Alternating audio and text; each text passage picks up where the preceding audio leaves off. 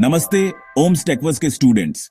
आज हम बात करेंगे एक बहुत ही शांत और खूबसूरत पोएम के बारे में।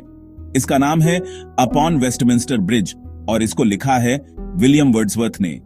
यह कविता पोएट ने 1802 में सुबह सुबह लंदन के वेस्टमिंस्टर ब्रिज से देखा हुआ एक दृश्य सीन है।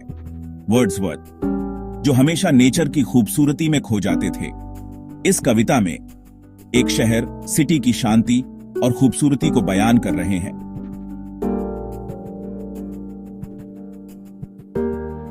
कविता का सारांश पोएम की शुरुआत में पोएट कहते हैं कि उन्होंने आज तक इतना खूबसूरत दृश्य कभी नहीं देखा। उनका कहना है कि अगर कोई इंसान इस सुबह के नजारे को इग्नोर कर दे तो वह एक डल सोल होगा।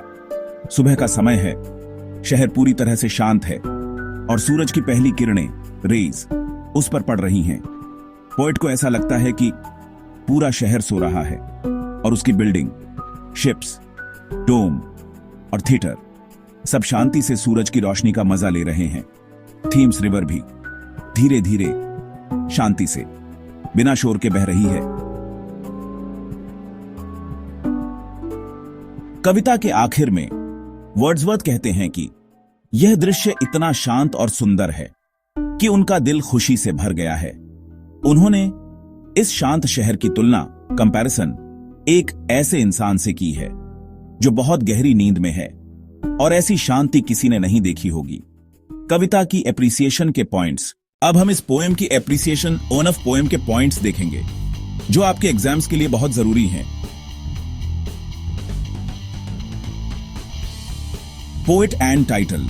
यह कविता विलियम वर्ड्सवर्थ ने लिखी है और इसका नाम अपॉन वेस्टमिंस्टर ब्रिज है।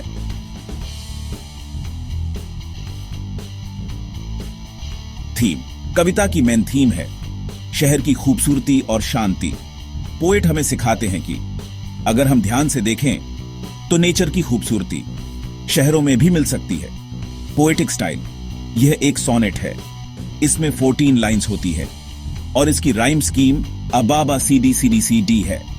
इसमें इमेजरी और पर्सोनिफिकेशन का यूज हुआ है, जहां शहर को एक सोते हुए इंसान की तरह दिखाया गया है।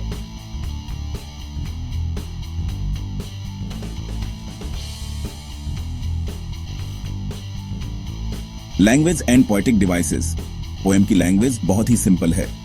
इसमें सिमिली का यूज हुआ है, जैसे this city now doth like a garment wear the beauty of the morning.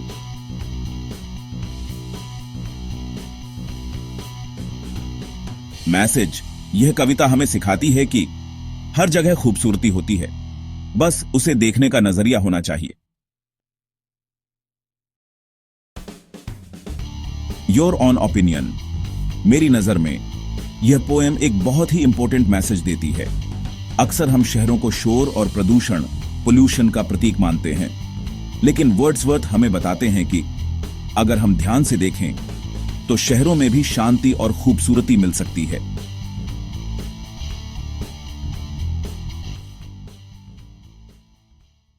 तो स्टूडेंट्स, उम्मीद है यह समरी आपको अपॉन वेस्टमिंस्टर ब्रिज को अच्छे से समझने में मदद करेगी। अगले वीडियो में हम दूसरी कविता के बारे में बात करेंगे। O'Neill the best.